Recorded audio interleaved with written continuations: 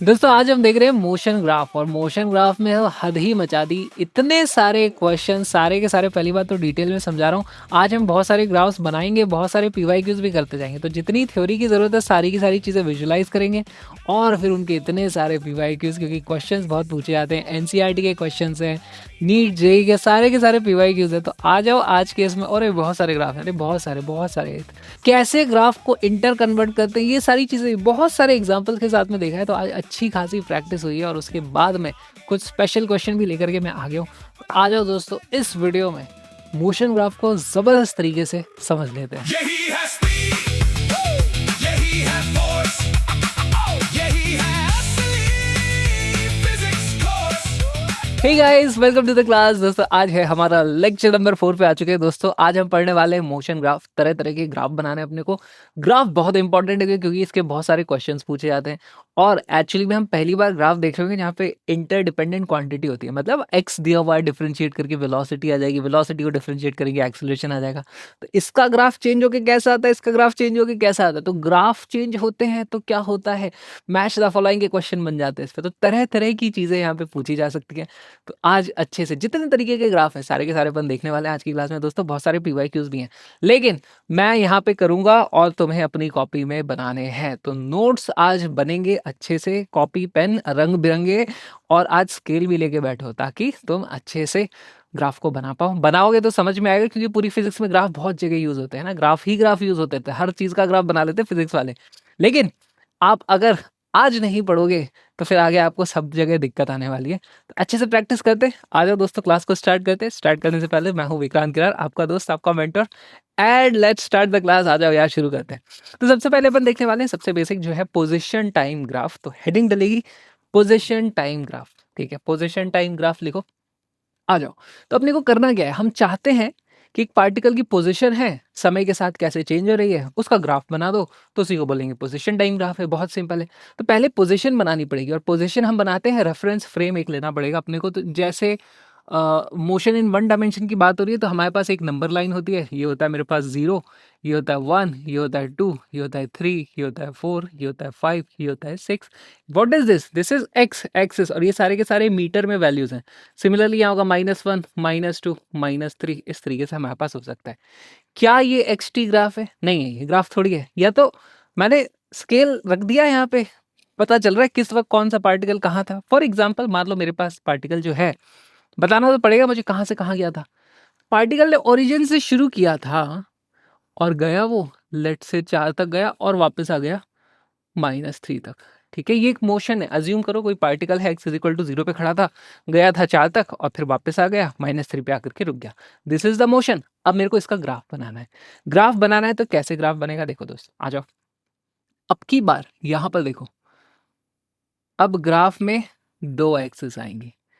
ठीक है, this is, इधर हम दोस्तों लेते हैं और इधर हम कुछ लेते हैं। यहां पे देखो दोस्तों, बहुत लोगों को यहीं पे कंफ्यूजन होता है। पहली चीज समझो, जो भी ये वाला एक्सिस होता है उसको हम बोलते हैं this is X axis, this is X axis. And what is this, this is Y axis. ऐसे अलग से क्यों लिखें, क्योंकि यहीं पे सबसे बड़ा स्कैम है तुम्हारा। स्कैम क्या है कि भाई वाई एक्सिस पे हम एक्स लेते हैं, है ना। यहाँ पे हम लेंगे एक्स विच इज डिस्टेंस, यहाँ से कहाँ तक एक्स गया था। और एक्स एक्सिस पे क्या लेते हैं, हम लेते हैं यहाँ पे टाइम टी। टी होता है टाइम टी, जो कि आने वाला है सेकंड में। ठीक है, यहाँ पर है एक्स जो होगा हमारे पास मीटर में। और अभी अभी मुझे याद आया दोस्तों, मुझे यहाँ पे इसको एक्सटेंड करना पड़ेगा थोड़ा नीचे की तरफ, क्योंकि नेगेटिव में भी वैल्यूज अपने पास जाने वाली है। अच्छा, एक्स कभी पॉजिटिव होगा कभी नेगेटिव हो सकता है। देखो इधर पॉजिटिव हुआ था फिर नेगेटिव आ गया था। चलो यहाँ पे वैल्यूज भी रखते हैं। जैसे यहाँ पे मुझे दिखा था एक्स की वैल्यू 1 रखूंगा, यहाँ पे रखूंगा 2, यहाँ पे रखूंगा 3, यहाँ पे रखूंगा 4, यहाँ पे रखूंगा 5। ये सारे के सारे मीटर में चल रहे हैं अभी तक, है ना। यहाँ पे रख दिया 6। नीचे जाएंगे, इधर एक 0 आ जाएगा, इधर होगा -1, इधर होगा -2, इधर होगा -3, इधर होगा -4। ठीक है, तो हमने एक्स में तो पॉजिटिव नेगेटिव रखा है, ऊपर वाला पॉजिटिव नीचे वाला नेगेटिव। हमने समय में, यहाँ पे टाइम है, देखो एक्स एक्सिस पे टाइम है, एक्स एक्सिस पे एक्स नहीं है। इधर हमने रखेंगे इसको जैसे 1, 2, 3, 4, 5, 6, 7, 8। इधर टाइम चल रहा है अपने पास। टाइम को अपन नेगेटिव में नहीं बनाते। क्यों नहीं बनाते? क्योंकि हम मान के चलते हैं, हम बोल देते हैं कि जब भी मोशन स्टार्ट हुआ था हम ऐसे बोल देते हैं, वही ओरिजिन है समय का भी, स्पेस का भी, स्पेस टाइम का ओरिजिन हो रहा है वो। तो t इज इक्वल टू 0 से ही स्टार्ट होता है, नेगेटिव में बनाने की अपने को जरूरत नहीं होती है, कोई जरूरत नहीं है बनाने की। चलिए अब देखो, हमने बोल दिया कि स्टार्ट करता है ये यहाँ से, इसका ग्राफ बना रहा है। अब देखो दोस्तों, यहाँ पर बहुत इंपॉर्टेंट चीज तुमको समझने को मिलेगी। देखो x की वैल्यू 0 थी पहले, फिर 4 तक गई है, +4 तक, फिर वापस आता गया और -3 तक गई है। तो देखो इसका एक ग्राफ ऐसा हो सकता है, 0 से स्टार्ट किया था, 0 से हम पहले 4 तक गए और फिर वहां से आ गए थे -3 तक। मान लो -3 यहाँ पर है, इस तरीके से। अरे जुड़ा ही नहीं, जुड़ा ही नहीं। क्या तुमको यहां पर समझ में आया ग्राफ? यार टाइम इज इक्वल टू 0 से मैंने स्टार्ट किया, समय जैसे जैसे समय का पहिया आगे घूमा, मेरे x की वैल्यू बढ़ती चली गई। जैसे जब टाइम की वैल्यू 2 हुई होगी, उस वक्त हमारे पास पोजीशन यहाँ कहीं रही होगी, यानी कि 2 सेकंड पे पार्टिकल 2 और 3 के बीच में यहाँ पे कहीं रहा होगा। t इज इक्वल टू 0 पे यहाँ था, थोड़ी देर बाद यहाँ था, है ना। अभी तो ये फील करने के लिए मैं बता रहा हूँ यहाँ पे, लेकिन मेन चीज समझो दोस्तों कि यार एक टाइम आया था जब हमारी पोजीशन 4 हो गई थी, फिर और समय आगे गया तो मैं वापस आता गया, फिर एक समय फिर से आया, x की वैल्यू 0 हो गई थी, है ना। तो भाई यहाँ से हम आगे गए थे, वापस आए तो एक बार फिर से 0 हुई थी हमारे पास, और फिर और समय में आगे गए तो वैल्यू फिर नेगेटिव हो गई हमारे पास, -3 पे आ गई। वहां पे जाकर के हम रुक गए। हम रुक गए, समय थोड़ी रुकता है, तो समय चलता जाएगा और अब हर वक्त हमारे पास वैल्यू ही आएगी। जरा फील करो, t is equal to let's say 8 second के बाद कोई भी समय होगा, हमारे पास वैल्यू यही आने वाली है, विच इज -3। This is -3। ठीक है, इसको ऐसे हम डिनोट कर देंगे। यहाँ पर 4 भी मैं इस तरीके से डिनोट कर देता हूँ। भाई 4 तक गए थे, -3 पे जाकर के रुक गए। So this is the correct graph. यहाँ से शुरू हुआ, ऐसे गया, ऐसे गया। ठीक है, लेकिन क्या यही इकलौता तरीका है ग्राफ बनाने का? तो यार यहाँ पे देखो ये ट्रिकी चीज यही है, यही तुम्हें समझ में आ गया ना तो मजा आ जाएगा। यार यहाँ पे मैंने जब बोला ना ये यहाँ से गया और वापस आ गया, मैंने ये तो बोला ही नहीं t इज इक्वल टू 0 पे स्टार्ट किया, और मैंने ये भी नहीं बोला कि वो एक कांस्टेंट वेलोसिटी से जा रहा था या जल्दी से गया या धीरे से आया। क्या किया हमने? जब बताया, हमने समय के बारे में बताया ही नहीं। तो इसी मोशन को रिप्रेजेंट करने का मतलब, डिपेंडिंग अपॉन कैसा मोशन है, हो सकता है कोई ग्राफ ऐसा होता, है ना।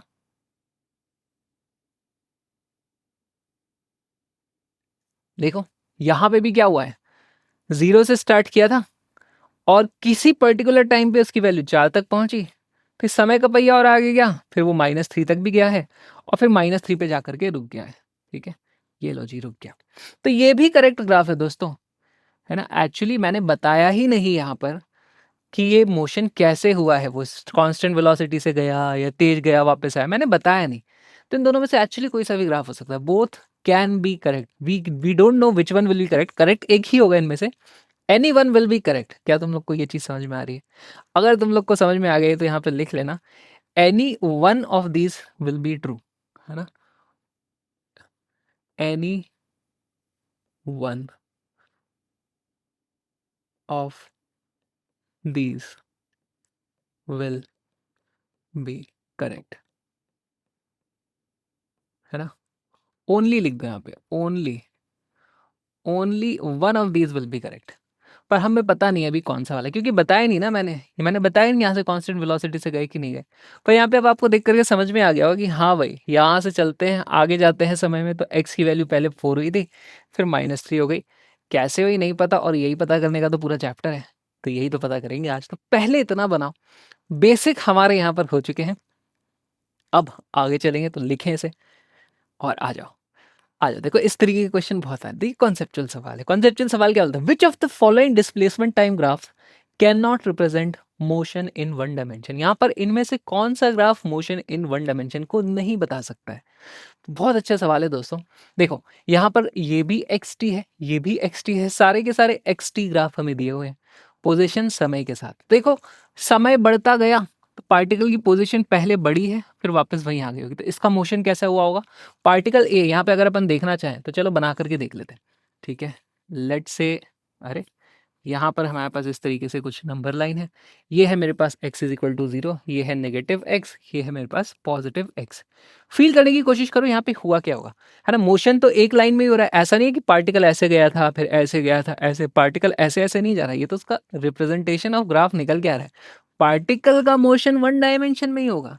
देखो यहाँ से इस टाइम तक हमें मालूम है कि पार्टिकल समय बढ़ रहा था, एक्स की वैल्यू बढ़ रही थी, कोई एक एक्स की पॉजिटिव वैल्यू आई होगी, फिर और समय में आगे गए तो पार्टिकल की वैल्यू एक्स की वैल्यू वापस जीरो हो गई। तो मैं बोल सकता हूँ कि मेरा जो पार्टिकल है वो यहाँ से चला होगा, कोई पॉजिटिव वैल्यू तक गया होगा और फिर वापस से यहाँ पर आ गया होगा। This is option A.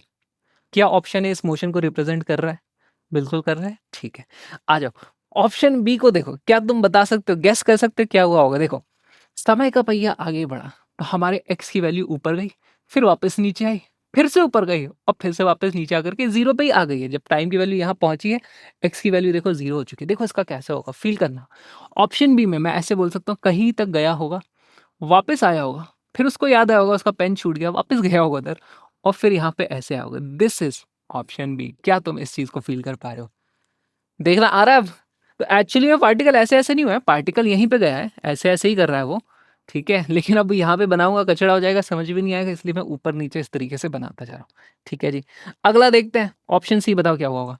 Particle पहले कुछ पॉजिटिव एक्स में गया, देखो ये एक्स की कुछ पॉजिटिव वैल्यू आई थी, फिर उसको कुछ याद आया तो वापस आगे गया, समय का पहिया आगे बढ़ा, जैसे जैसे समय आगे बढ़ा तो एक समय आया जब एक्स की नेगेटिव वैल्यू भी है, और फिर फाइनली फिर से जाकर के वैल्यू इसकी जीरो हो जा रही थी एक्स की। देखो इसका ग्राफ कैसा बना होगा। पहले हम यहाँ ओरिजिन पे थे, ओरिजिन से चले होंगे, कुछ एक्स में पॉजिटिव गए होंगे, फिर कुछ याद आया होगा तो फिर एक्स में नेगेटिव गए होंगे, एक समय में नेगेटिव एक्स पे रहे होंगे, फिर वापस याद आया होगा, अरे वापस हमें फाइनली यहीं पहुंचना है। दिस इज दोस्तों ऑप्शन नंबर सी। क्या तुम लोग को ये चीज समझ में आ रही है ना? ऐसा पॉसिबल है, करेक्ट। अब यहाँ पे आ जाओ, ऑप्शन डी देख के बताओ मुझे, क्या तुम ऑप्शन डी बना सकते हो? ये देखो समय का पहिया आगे चढ़ा, पार्टिकल का एक्स पोजीशन बढ़ती गई बढ़ती गई बढ़ती गई बढ़ती गई, और इसमें एक फ्लॉ है। क्या फ्लॉ है दोस्तों? एक समय आया, एक समय ऐसा आया, मान लो ये वाला टाइम है टी। दोस्तों ये वो समय है जिस वक्त हमें इसकी, अगर कोई पूछे अच्छा बताओ इस वक्त एक्स की वैल्यू क्या थी, अपन कैसे देखते? भाई इस समय पे मैं देखूंगा भाई एक्स कहाँ था, तो क्या एक्स यहाँ पर है, या एक्स यहाँ पर है, या फिर एक्स यहाँ पर है। तो एक टाइम पर तीन अलग अलग पोजीशन नहीं हो सकती पार्टिकल की। एक पार्टिकल किसी भी समय पे या तो यहाँ होगा, या यहाँ होगा, यहाँ होगा, यहाँ होगा, यहाँ होगा, कहीं होगा, एक साथ तीन जगह पे कैसे हो सकता है? तो इसीलिए ये गलत है। और कौन सा रिप्रेजेंट नहीं कर सकता मोशन को? ये नहीं कर सकता, ये गलत ग्राफ था, तो गलत graph is our answer.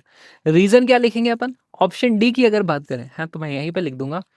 Guys ये वीडियो जो आप YouTube पे देख रहे हो वो एक छोटा सा पार्ट है, पूरा वीडियो अपना 2 घंटे से लंबा है, जिसमें आज हमने बहुत सारे ग्राफ देखे यार, इतने ग्राफ सॉल्व किए, इतने सारे, मैं तुम्हें क्या बताऊं, ग्राफ ही ग्राफ, ग्राफ ही ग्राफ, पीवाईक्यू बहुत सारे, और सारे ग्राफ बनाना भी सीखा है। लेकिन फुल वीडियो आपको सिर्फ कोर्स में मिलेगा, जो कि हमारी ऐप पर है, वेबसाइट पर भी देख सकते हो, link is in the description. आ जाओ, पूरी की पूरी 11-12 की फिजिक्स को full syllabus with all important questions, NCERT questions, PYQs, सब कुछ with colourful notes of course.